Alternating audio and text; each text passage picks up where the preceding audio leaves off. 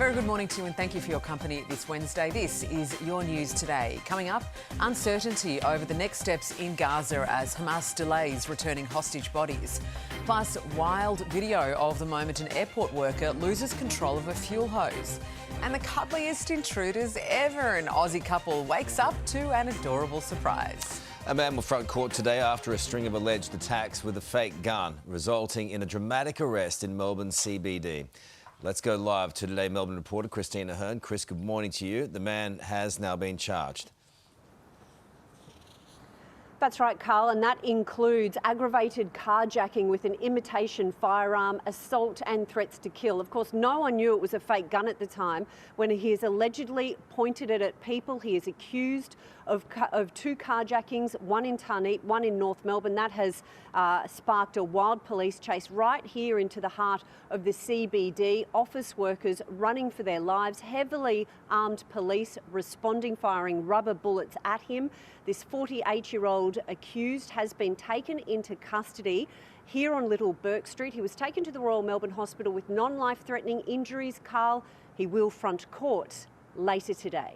Chris, thank you. Teenagers are already starting to plan ways around the government's social media ban, changing their usernames online to include their parents' names. 2 months out from the start of the new laws, the federal government has unveiled its new advertising campaign. For the good of Kirsty. For the good of Lucy and Anya. For the good of Sam. For the good of Holly. In Meta's latest update, Instagram has announced new PG-13 protections limiting access to posts that have strong language or could encourage harmful behaviour. Well, it was the story that sickened the country. An influencer mum accused of drugging her daughter for social media fame. Now, the girl's father has broken his silence. Let's go live to Today Queensland reporter Andrea Crothers. Andrea, what did he have to say? Sarah, this is a man who, like the rest of the country, wants answers. He spoke exclusively to Nine's A Current Affair in a sit-down interview. Take a look. Now all of this has come out, I think a lot of people are still of the mentality that I had some sort of role to play in it, but I assure them I didn't. So at the moment, he is allowed supervised visits with his little girl. He says that she still knows who Daddy is, that she's doing okay. The mother of the child, the one who's accused in this matter, she's allowed video calls with the little girl, something which he says he's disgusted by. She's currently out on bail. She's facing a string of serious charges. They include deliberately poisoning with the intent to cause harm, fraud, torture, making child exploitation material.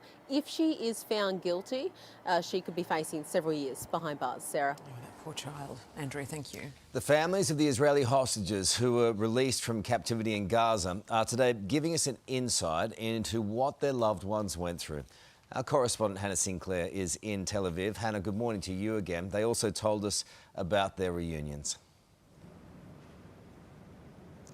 Good morning, Carl. They certainly did. These hostage families speaking for the first time after those emotional reunions with their loved ones who spent 737 days in captivity. One mother saying she was lost for words. She just embraced her son and let the tears flow. Many thanked Donald Trump and Steve Witkoff for making this moment happen. Take a look. My deepest, heartfelt gratitude to President Donald Trump. Because of you, I'm alive.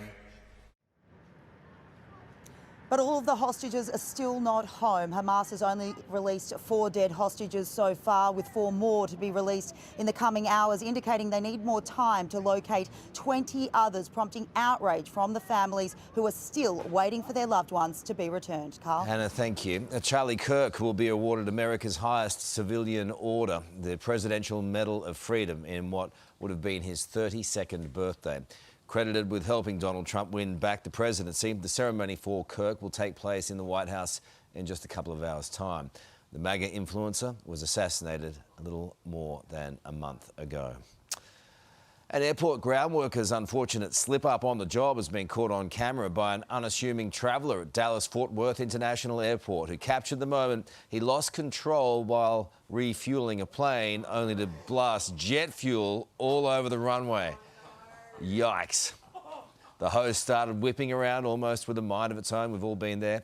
The worker backing out in shock as the flammable liquid gushed everywhere. It could have been worse. Thankfully, the mess got cleaned up and no one was injured. I suppose some people have been there.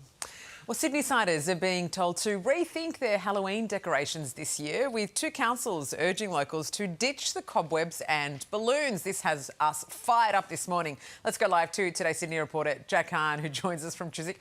Jack, why are these decorations causing so much concern? Yeah, good morning to you. Look, if you ask the Inner West and Willoughby councils here in Sydney, they'll tell you they're worried about the animals. They're worried that they could get entangled in some of these decorations, although environmental experts playing that down. Anyway, we do have the guide for you this year, so listen up. 2 weeks out of Halloween, the ins and the outs. What's out, according to these Sydney councils? Well, say goodbye to balloons, cobwebs and plastic decorations. What's in? Organic materials, leaves, sticks and pumpkins. This year, approved by Sydney's Inner West Council. As you can see, it's a little sad, it's a little soulless, but Oh no. it's plastic, so that's out as well. So it's very hard to keep up. It's very hard to keep up. I don't know how we keep up. You're going to have to run to Woolies and buy some real pumpkins for them. Thank you, Jack. Well, they'll rot in 2.5 weeks. What happened? Oh, OK. Well, let's get some more news now. Over 1 million Aussie American Express card holders could be at risk of privacy breaches, fraud and identity theft. Australia's privacy watchdog finding significant cracks in AMEX's technology security that urgently need fixing. As of 2023, 1.5 million AMEX cards were in circulation across the country.